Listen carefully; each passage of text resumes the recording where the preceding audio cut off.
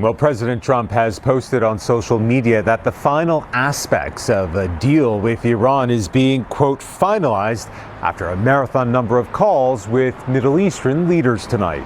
In Tehran today, Iranian President Masoud Pezeshkian greeted Pakistan's army chief warmly. Qasem Munir, a close ally of President Trump, has been leading weeks of intense mediations in an attempt to narrow the differences between the U.S. and Iran. But the gulf between the two sides remains.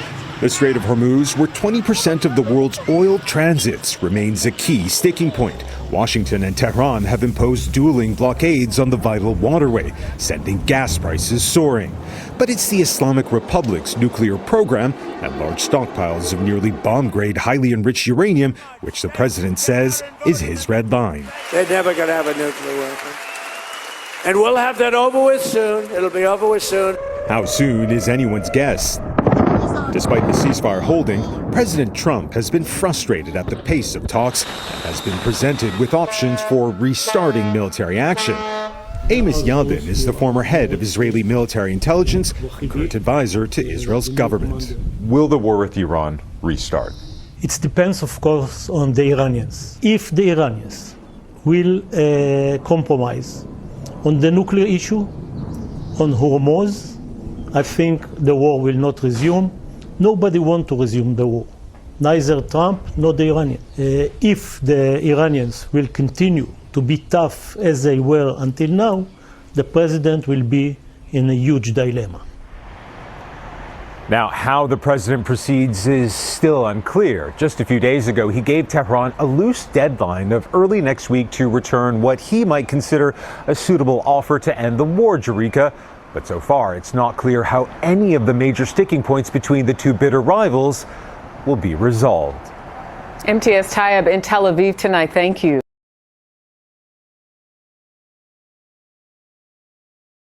President Donald Trump says the U.S. has not agreed to a deal with Iran because Washington is not happy with what Tehran has offered.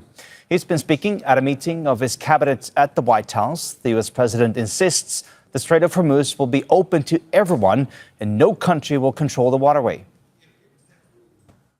Iran is very much intent. They want very much to make a deal. So far, they haven't gotten there. We're not satisfied with it, but we will be.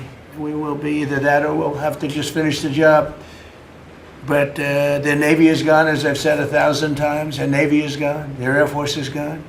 Everything's gone, and they're negotiating on fumes. But we'll see what happens. Maybe we have to go back and finish it. Maybe we don't.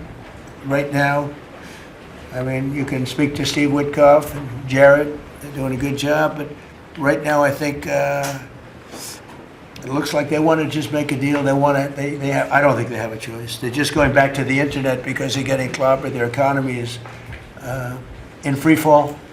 They have 250% inflation. Their money has no value. Their whole economic system is broken down. Well, since the start of the West Asia conflict, Iran has witnessed massive cryptocurrency flows. Experts say they're being used to circumvent sanctions placed on Iran's Revolutionary Guards, as well as a financial safe haven by civilians hit by soaring inflation. So exactly how are digital currencies being used in the country? Well, on February 28th, the first day of Israeli-US airstrikes on Iran, more than $10 million worth of cryptocurrencies reportedly started leaving Iranian exchange platforms. The flow has been described as an unusually large movement, according to data analytics from the firm called Chainalysis. They say that digital wallets directly linked to Iran's Revolutionary Guards were used during this surge in cryptocurrency activity. Other experts say that crypto flows are still happening, even when there are online disruptions. Even during these internet outages, some outflows are seen, suggesting that some have access to the exchange's crypto asset holdings, even when its website is inaccessible.